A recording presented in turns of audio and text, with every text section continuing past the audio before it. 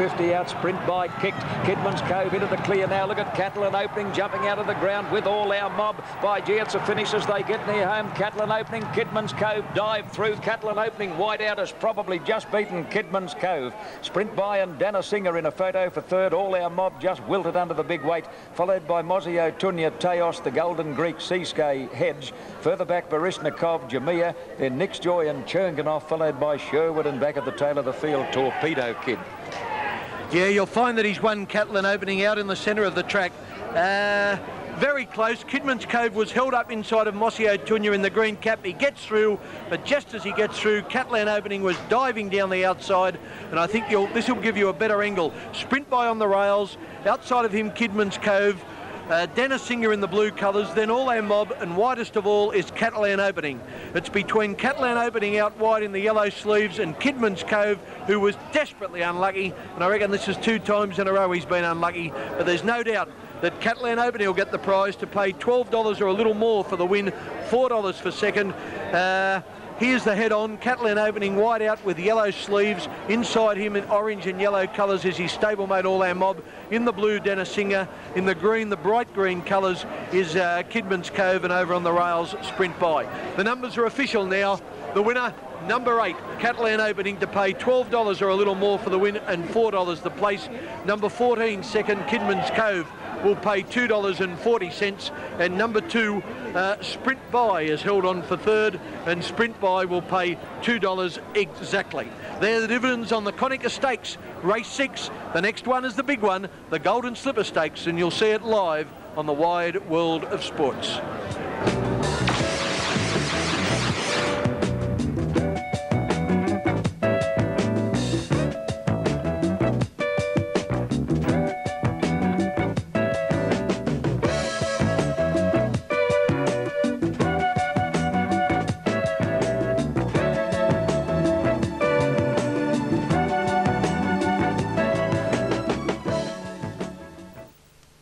Acedia Pass, as they did in Rosehill Race 6.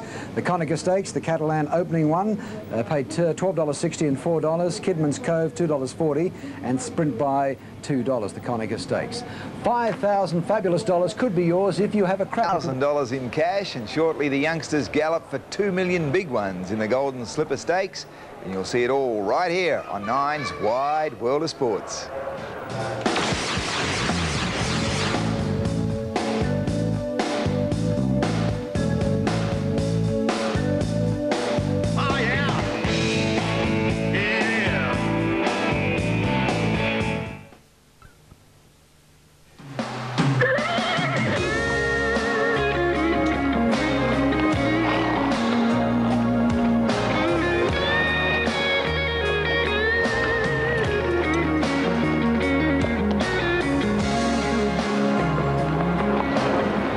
As we build up to the Golden Slipper on this afternoon, and what a terrific week it's been. They had the Golden Slipper Ball on Thursday night, and now they got to the big day.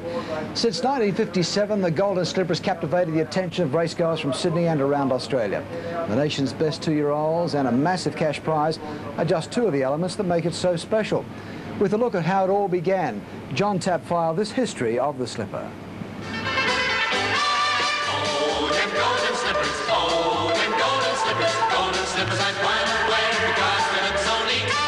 Oh, them golden slippers, oh, them golden slippers I'd wear you walk the golden street. We went to 1,000 names, and all of a sudden I said, what would you give a baby? And she said, a slipper. And I said, what sort of a slipper? She said, a golden slipper. I said, no need to say any more. That's the name that I was looking for, and that will do. George Ryder's long-time dream of a classic race for the Sydney Turf Club to hang its hat on finally came true in 1957, and as luck would have it, the Golden Slipper's first winner was arguably its greatest. The brilliant Todman won by 8 lengths, still the biggest winning margin ever. Todman was a son of Star Kingdom, and what a Golden Slipper dad he was. The next 4 Golden Slipper winners were also sons or daughters of Star Kingdom, but not only that, the 1958 winner Skyline and the 1960 winner Sky High were full brothers, the only time that has happened in the history of the race. The last furlong of the Golden Slipper, Sky High. Mully draws the whip again, Sky High forging away from Winona Girl, and it's Sky High's Golden Slipper. Golden slippers I'd wear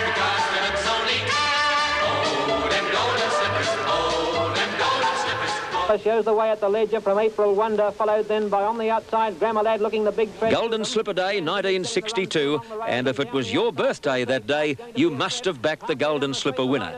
Her name, Birthday Card. Birthday Card flashed up on the outside to hit the front, and Birthday Card's in front 50 yards from home, is coming away from them in the Golden Slipper, and Birthday Card hit right out, goes on to beat Proud Miss and Grammar Lad. In 1963, it was the South Australian colt Pango Pango Slipper. In 1964, another colt called Eskimo Prince won it, a case of like father, like son, because Eskimo Prince's dad was none other than the great Todman.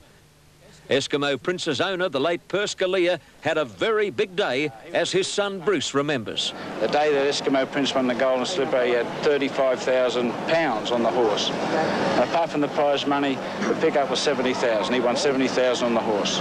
Naturally, he was jubilant, and at the presentation, a few of his mates from over the crowd said, "How about buying us a drink purse?" And he just threw some cash over to him, and everyone was happy.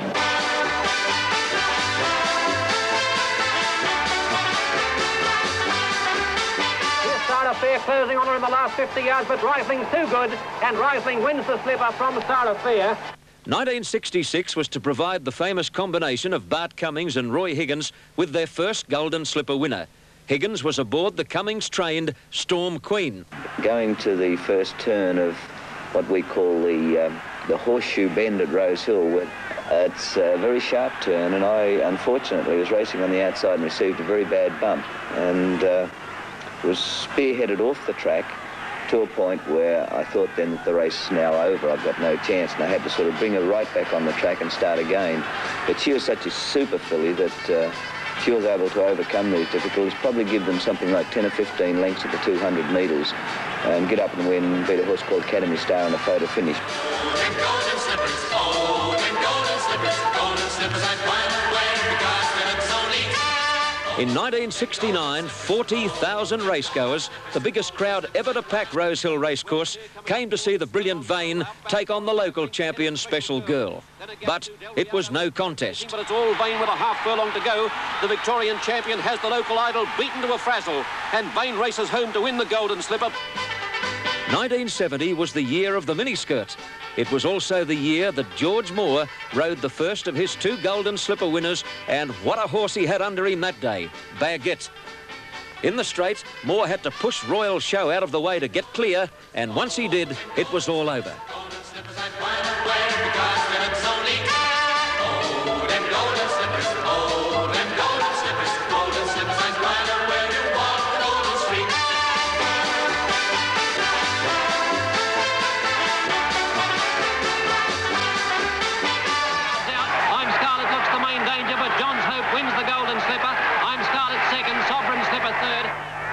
For many punters, 1973 was a Golden Slipper they'd rather forget. That's because the odds-on favourite Imagil was one of three horses to come to grief in a spectacular spill during the event. Not that it did Imagil any harm, because he went on to win an AJC Derby. But it was Taunton and Slipper in 73, and another one for Bart Cummings and Roy Higgins.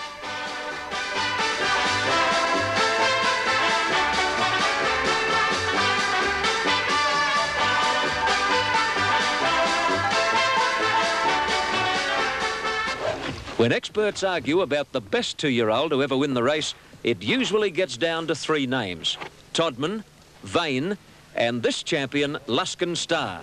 In 1977, he put up perhaps the greatest Golden Slipper performance to date, coming from behind and smashing the race record. But here comes Luskin Star. Luskin Star, the Newcastle colt, with the blazing saddles in one stride. Lloyd Boy starting to run on well, but Luskin Star shot clear. He's a super colt, all right. He's making an absolute mess of them. Luskin Star careered away, and he's won the Slipper by about 5 lengths. Yes, and what a beautiful looking animal. We'll be back with all the build up to the Golden Slipper Stakes right after the break.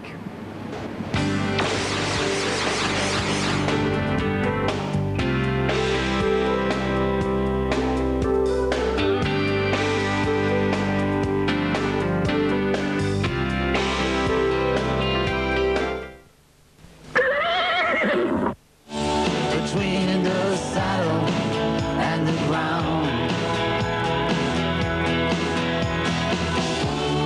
mercy's sword is mercy found.